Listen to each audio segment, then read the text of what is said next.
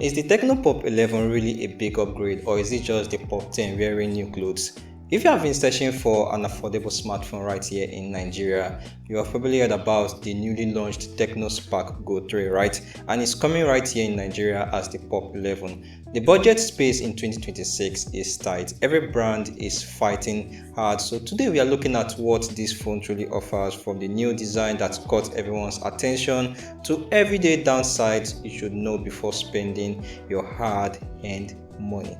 This is the full review of the TECNO Pop 11. Let's start with what has changed. If you are coming from the Pop 10, the first thing you notice is the design. TECNO dropped the plain finish and went with a cleaner dual tone back. It looks better in hand, but the biggest upgrade inside is the screen.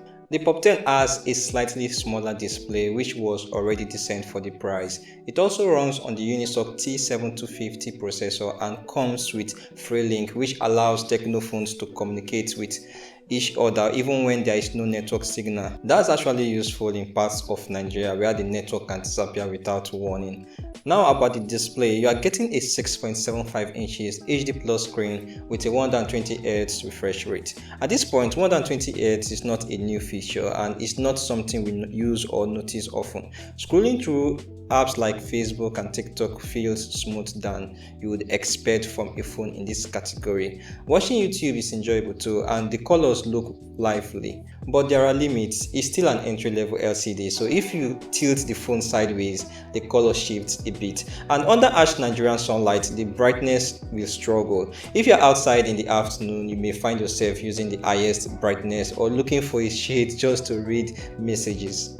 Performance is decent, but let's be honest, T7250 chipset in 2026, although it handles daily tasks like WhatsApp, Instagram browsing, and light multitasking without any serious issues. Switching between apps is better than what we saw on the older Pop series. However, the 4G, this is a 4G phone, that's what you just have to know. And in 2026, 4G isn't exactly future-proof anymore. It keeps the price down a bit, but you won't be enjoying the 5G speed that you expected. But when it comes to gaming, keep your expectation realistic, because simple games like Candy Crush, Subway Surfer, and all those simple games can run very fine. But once you think about heavier games like PUBG or Asphalt, you notice lag and reduced graphic quality. This phone is built for communication and everyday apps, not heavy gaming. Another thing is the pre-installed apps. TECNO still loads the phone with quite a few apps you won't be using at this particular time. So some of them throw random notifications, which can be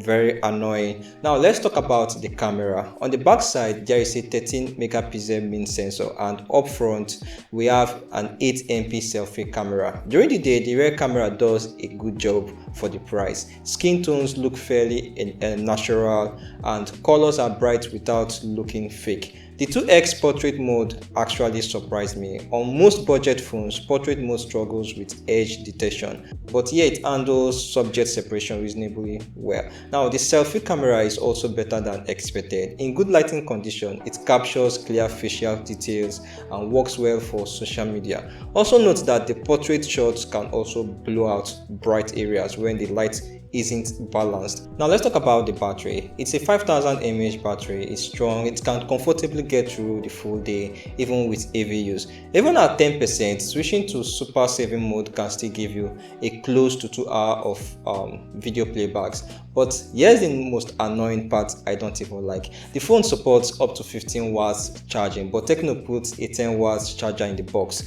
With that charger, it takes over 2 hours to fully charge from 0%. In Nigeria, where power supply can be unreliable, waiting 3 hours or 2 hours isn't ideal. If you plan to buy this phone, it's worth getting a 15 watts or even 18 watts charger to reduce this charging time.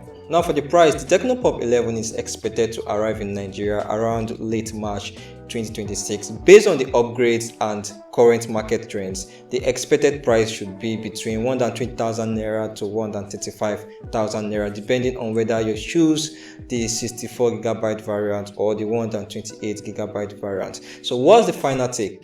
The TECNO Pop 11 is a safe upgrade, but nothing is massive here. It brings the same kind of experience with the Pop 10. So For my advice for the Pop 10 users is to keep the device and not to upgrade. If you are a first-time smartphone buyer or need a reliable secondary device with great battery life, this is just a solid pick. Just keep it in mind that slow charging and the lack of 5G is there. So what do you think about the Pop 11? Let me know in the comment section. My name is Mr. Roy and this is All Around Review, and I'll see you in the next one. Bye for now.